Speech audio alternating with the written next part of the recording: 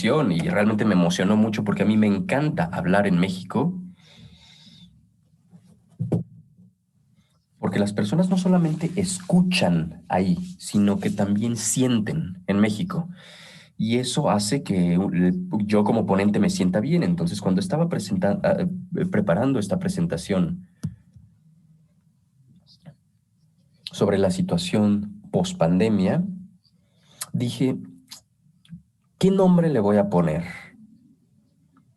¿Qué es esta época, esta etapa por la que estamos pasando?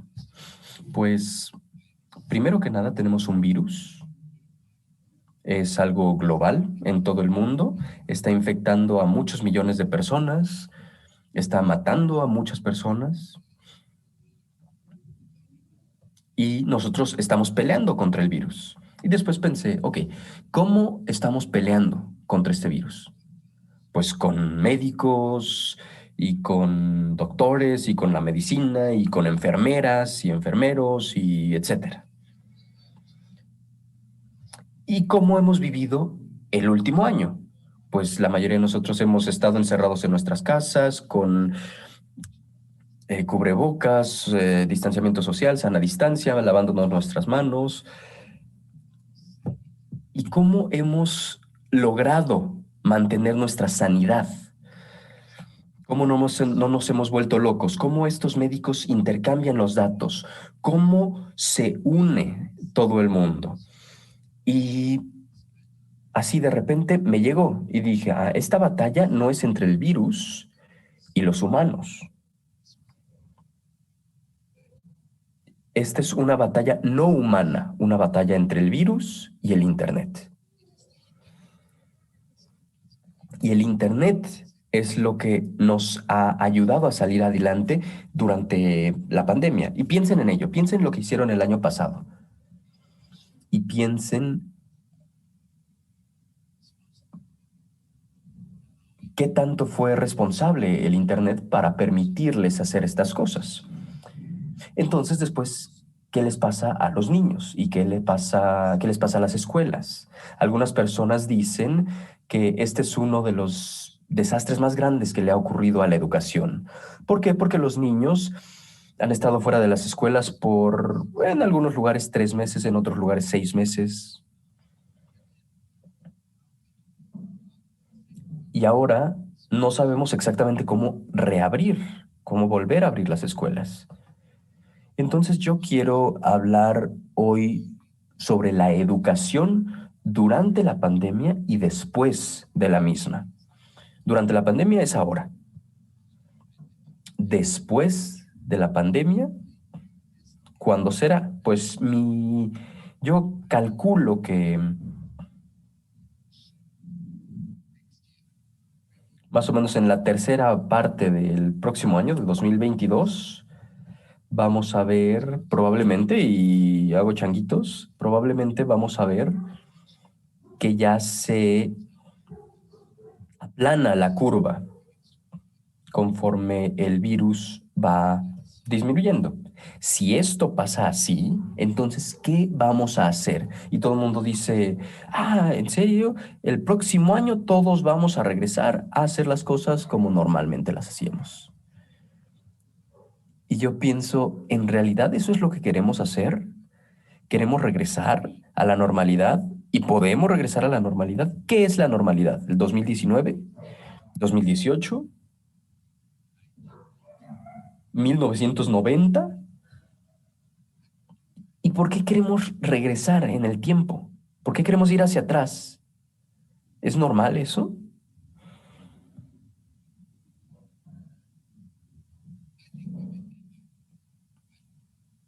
Yo creo que tal vez nunca regresaremos a donde estábamos antes. Incluso si podemos, creo que nunca lo haremos. ¿Y por qué querríamos hacerlo?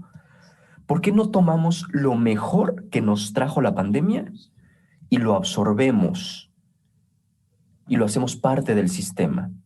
Y esto es como se podría ver. Así es como se podría ver. Entonces, ¿cuáles son las opciones que tenemos durante la pandemia?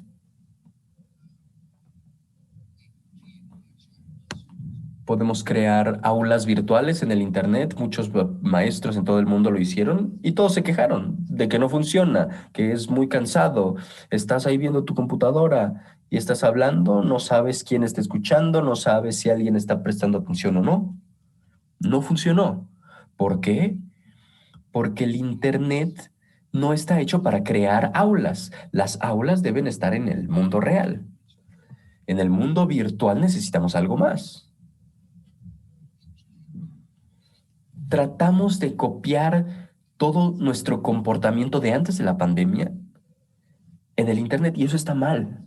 Eso está mal porque nunca va a funcionar exactamente de la misma manera. Los maestros tratan de enseñar de manera vigorosa, gritándoles a sus computadoras, sin saber si alguien les está prestando atención. Porque en un aula puedes ver a tus niños.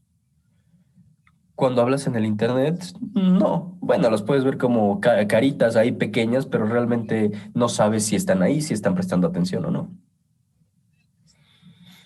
Y después empezaron a realizar exámenes y pruebas, mandándoles los exámenes por el internet a los niños y diciendo, ok, contéstelos. Y esperando que nadie haga trampa.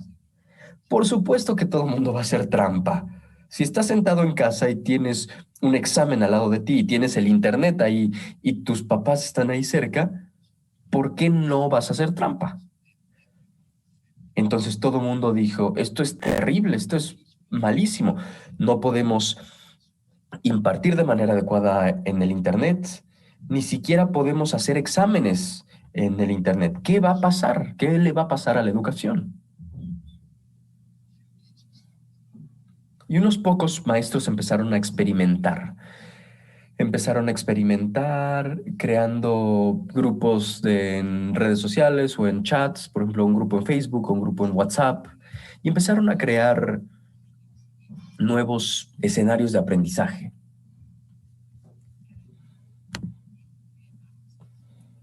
Y todos nos dimos cuenta de algo que tal vez debimos habernos dado cuenta hace mucho tiempo. No hay que enseñarle a los aprendices lo que ellos pueden aprender por sí mismos. Es algo muy sencillo. ¿Qué pueden aprender los niños por sí mismos? Bueno, en los últimos 20 años que he trabajado mucho con los niños y con acceso no supervisado al Internet, es que los grupos de niños en Internet pueden aprender lo que sea, solos, si quieren hacerlo.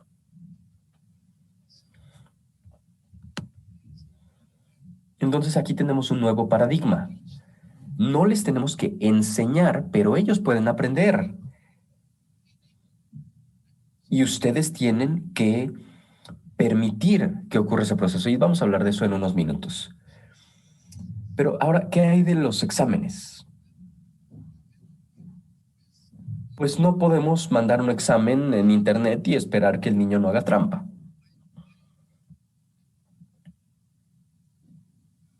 ¿Por qué querríamos saber eso?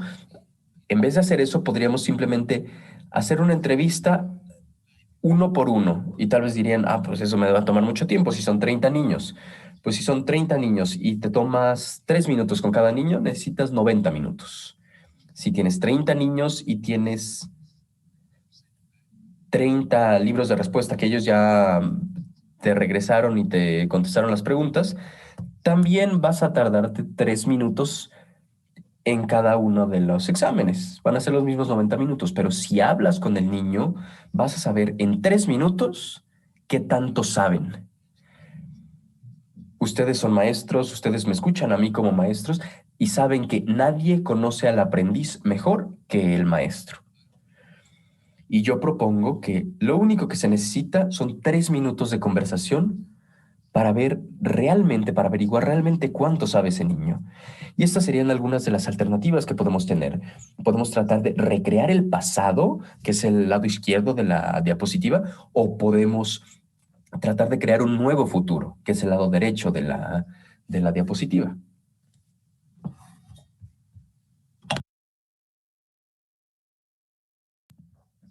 Entonces, ¿qué podemos hacer con los chats y las redes sociales y las videoconferencias? Todas estas cosas que podemos hacer fácilmente en el Internet, pero no se pueden hacer tan fácilmente en la vida real. ¿Qué podemos hacer con ellas? Pues podemos practicar, podemos experimentar.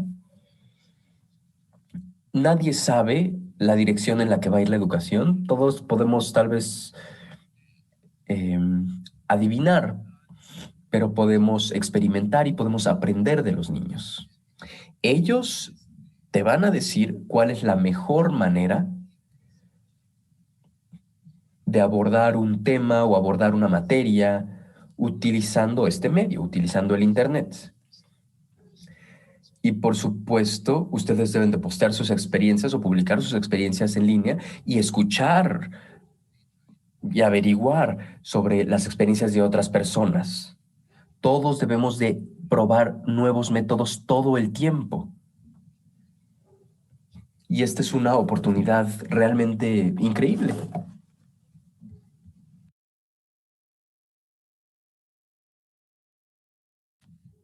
Entonces, ¿cuáles son algunos de los nuevos ambientes de aprendizaje?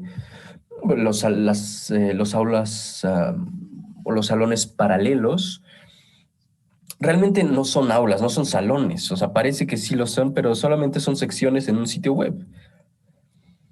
Pero bueno, podemos tener estas aulas donde podemos tener diferentes actividades y ver qué está ocurriendo. Y eso en las escuelas es difícil hacerlo porque no tenemos suficiente espacio para hacerlo. Podemos hacer recorridos con un teléfono inteligente, con un smartphone. Yo lo he hecho y a mí me encanta hacerlo, no solamente con los estudiantes, sino con amigos, con familia. Y lo que hacemos es, tomamos el smartphone con la cámara viendo hacia afuera y te lo pones aquí en alrededor del cuello, como si fuera un collar. Entonces la cámara está viendo hacia afuera, hacia adelante.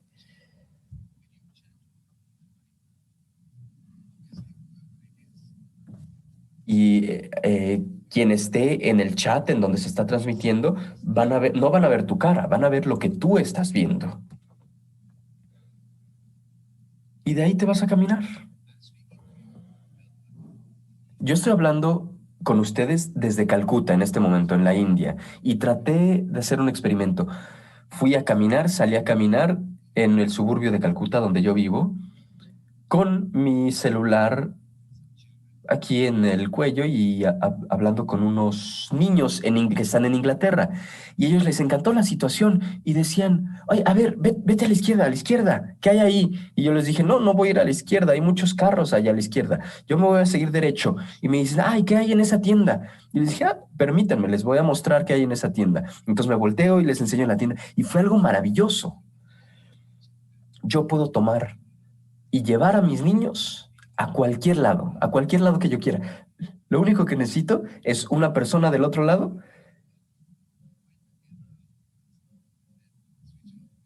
y decirle a esa persona, ponte el teléfono aquí alrededor del cuello, empieza la videoconferencia y prende la cámara. Y podemos hacer así experimentos que no se pueden hacer en el aula. Por ejemplo, ustedes se pueden conectar con un grupo de niños solamente con voz, con audio, y sin video. Imagínense si ahorita yo les estuviera hablando sin mi video. Pues no hay mucho punto en mover mis manos porque no lo pueden ver o no lo podrían ver. Entonces yo tendría que cambiar la manera en la que imparto. Tendría que utilizar solamente mi voz y mi entonación para comunicar un significado. Y es muy difícil hacerlo en un aula, pero es algo que queremos que nuestros niños aprendan, que puedan hablar y comunicarse de manera clara con la voz. Y eso se puede hacer muy fácilmente en el Internet. Solamente apagamos el video. Y pueden hacer otro experimento de encender la cámara o tener el video, pero sin audio. Entonces ahora, en ese caso, solamente me podrían ver, pero no me podrían escuchar. Entonces, todo lo que yo quiero comunicarles, lo tendría que hacer como un mimo. Y a los niños les encanta eso. Y les quería decir esto solamente para mostrarles que hay nuevos ambientes de aprendizaje que tenemos que crear. No tenemos que copiar los antiguos, los anteriores. Y entre los nuevos ambientes, o uno de los nuevos ambientes que yo he usado con gran frecuencia, que yo ayudé a crear, de hecho, hace unos, ¿qué será?, 10 o 15 años, se llama ambiente de aprendizaje autoorganizado. Ambiente de aprendizaje autoorganizado y se basa en la idea de los sistemas autoorganizados. Los sistemas autoorganizados ocurren en la naturaleza, como una tormenta, por ejemplo. Una tormenta, si me dicen, ¿de dónde viene esta tormenta? Pues la tormenta se crea a sí misma, se autoorganiza y después se disipa. Pues los ambientes de aprendizaje permiten a los niños a autoorganizar su aprendizaje. ¿Y esto cómo se hace? Pues es muy sencillo. Toman un aula, ponen unas cuantas computadoras, más o menos una computadora por cada 4 niños. Entonces, si tienen 24 niños, serían 8 computadoras. Conectan las computadoras al internet y después les hacen una pregunta a los niños, una pregunta muy interesante, tal vez una pregunta como: durante una tormenta con granizo, tenemos estos pequeños pedacitos de hielo que caen del cielo. ¿Quién hace ese hielo? ¿Dónde ocurre esa creación? Preguntas así. Y un ambiente de aprendizaje autoorganizado no se supervisa. Tenemos las computadoras, los niños, el internet, una gran pregunta. Déjenos que trabajen en sus salones virtuales. Como ahora hay sana distancia, no lo podemos hacer en un aula real, pero sí se puede hacer en un aula virtual. Y finalmente denles unos 20, 25, tal vez 30 minutos. Al final de esto, pídanles que regresen y pregúntenle qué encontraron. En mi experiencia, la mayor parte del tiempo van a aprender lo que a ti te hubiera gustado enseñarles, pero no les enseñaste, simplemente les hiciste una pregunta.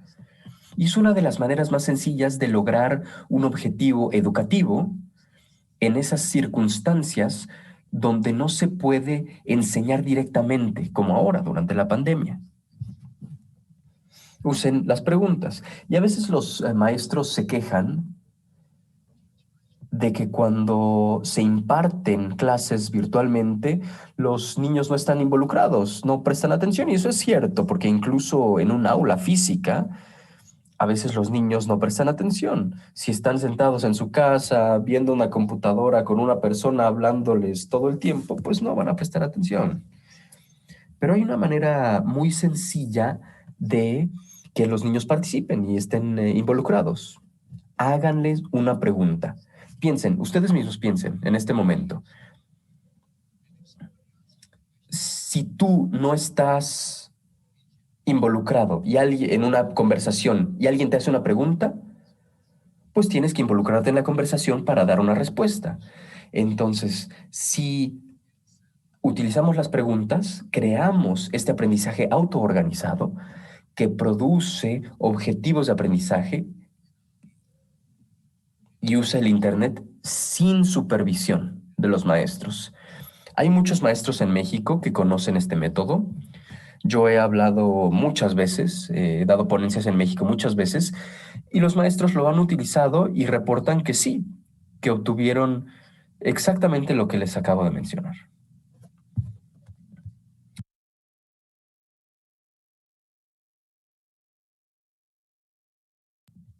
Las evaluaciones son un gran desafío, el desafío más grande, de hecho. Pero ¿qué pasa con los exámenes? Los gobiernos quieren que las escuelas hagan exámenes. Pero ¿cómo podemos hacer un examen? No podemos juntar a los niños físicamente, no podemos hacerles el examen en Internet porque van a buscar las respuestas en el Internet. Entonces, ¿qué podemos hacer? Mi sugerencia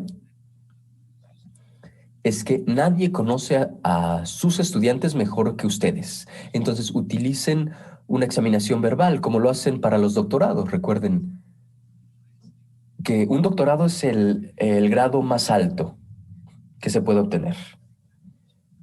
¿Tiene un examen escrito? Pues no, no lo tiene.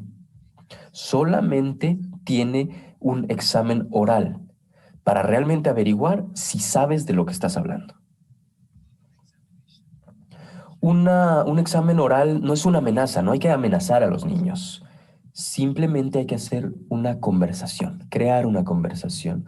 Una conversación sencilla. Si quieres revisar si el niño sabe algo de geografía, empieza ahí. Oye, ¿qué piensas de esto? ¿Te pareció interesante? ¿Te pareció aburrido? Etcétera. Y después, denles una calificación. Si quieren revisar esa calificación, utilicen un panel de maestros para ver si las calificaciones compaginan. Es un procedimiento estándar.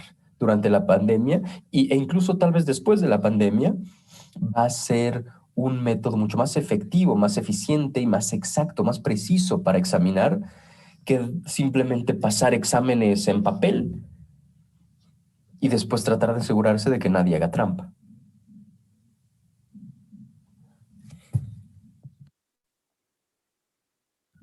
Entonces, ¿cuáles son nuestras opciones después de la pandemia? Una línea es regresar a lo que hacíamos antes de la pandemia. O retener algunas cosas del ambiente virtual. Bueno, sí aprendimos algunas cosas durante la pandemia, vamos a tomar estas. O tal vez podemos hacer otras cosas. Podemos retener los hábitos de higiene, o podemos crear un modelo híbrido, o podemos utilizar el ambiente de aprendizaje autoorganizado, o podamos cambiar las evaluaciones, o podemos invertir en la experimentación continua y el desarrollo profesional. Tal vez podemos hacer todas estas cosas.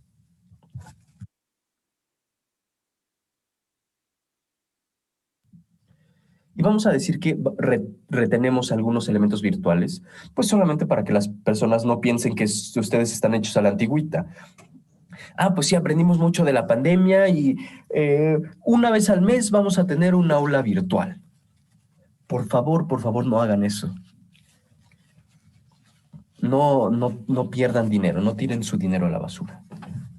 Solamente, si quieren hacer eso, solamente regresen a donde estaban antes.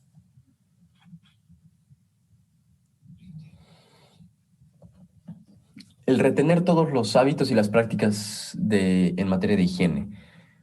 Uno de estos días, tal vez en 8 meses, tal vez en un año, el virus se va a volver un virus benévolo. ¿Y ahí qué le vamos a decir a los niños? Les vamos a decir, ok, ahora ya no te tienes que poner el cubrebocas, ahora ya no te tienes que lavar las manos y te puedes acercar lo que quieras a todo el mundo.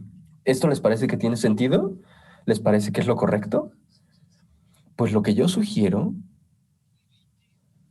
es que retengamos estos hábitos higiénicos porque estos hábitos evitan que los virus infecten a los niños. Y si estos hábitos son útiles, ¿por qué los vamos a dejar de usar y volver a ser, por decir algo, más sucios como lo éramos antes? Entonces, si retenemos estos hábitos, tanto los maestros como los niños se van a beneficiar. La incidencia de infecciones y enfermedades en las escuelas se va a disminuir y los niños y los maestros van a ser más saludables. Y esto es algo valioso que nos va a dejar este virus.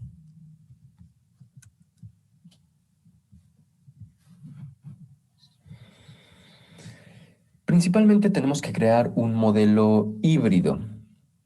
Piensen en ellas como nuevas iniciativas.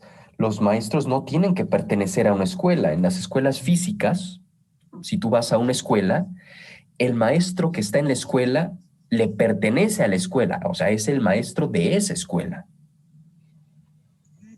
Pero en Internet, eso no tiene que ser así.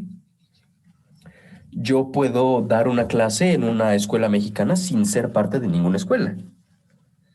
Es posible para nosotros crear un grupo global de maestros y esa va a ser una de las influencias más grandes que hemos tenido sobre la educación. Yo creé algo que es un grupo de maestros retirados que utilizamos para escuelas que no tienen maestros. Tal vez trabajan 1 o 2 horas a la semana, pero es fantástico porque no tengo que mandar a los maestros a las escuelas. Podemos tener a los maestros y a los aprendices que pueden estar en cualquier parte del mundo. Imagínense una escuela así, una escuela donde los maestros estén en todos lados y los aprendices estén en todos lados. Antes eso no era posible, ahora sí es posible. Y nosotros nos vamos a ir hacia adelante en el tiempo. No queremos regresar. Los grupos colaborativos de aprendices con el Internet pueden aprender la mayoría de las cosas ellos solos. Y como ya hemos aprendido, no hay que estar físicamente presente para impartir una clase, pero sí hay que hacer algunos cambios. No hay que hablar y hablar y hablar. Hay que hacer preguntas. Pero sí se puede llevar a cabo una sesión virtual y alcanzar los objetivos educativos sin estar físicamente presente. Ahora, el crear los ambientes de aprendizaje autoorganizados. Esto puede funcionar en la escuela o en la casa, o de manera simultánea en los dos. Cualquier maestro lo puede hacer. Busquen a personas en México que ya hayan hecho estos ambientes de aprendizaje autoorganizado, en México o en otros lados. Es muy fácil para que ustedes también lo aprendan. Los SOULS, que es el acrónimo para estos ambientes de aprendizaje autoorganizado, les van a dar niveles altos de comprensión, comunicación y herramientas computacionales. Y estas son cosas que realmente los niños necesitan. La comprensión, la habilidad de entender, la comunicación, la habilidad o la capacidad de transferir esa comprensión a alguien más. Y la computación, la habilidad o la capacidad de buscar las cosas de manera efectiva y eficiente en Internet.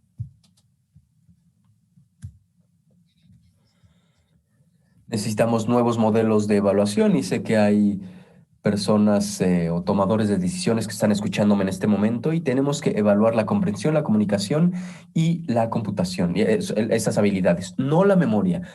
No estamos en el siglo XX ya. No queremos que todo esté en la cabeza de los niños. Tenemos que cambiar el enfoque. El sistema de educación antiguo nos enseñó muchas cosas. Por ejemplo, nos enseñaban muchas cosas sobre geografía. Y dices, ay, ¿por qué necesito saber todas estas cosas? Te dirían, pues por si acaso, por si lo necesitas.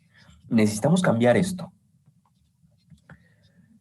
No necesitamos llenar las cabezas de los niños con información por si acaso, sino que tenemos que desarrollar la habilidad del aprendizaje justo a tiempo. Cuando ellos necesiten saber, ellos deben de poder sacar su teléfono y averiguarlo en un par de minutos. Esa es la capacidad que necesitamos desarrollar. Y finalmente, utilizar métodos conversacionales y subjetivos para la evaluación. Si ustedes van a una entrevista de trabajo, ¿cómo decide el jefe si los contrata o no?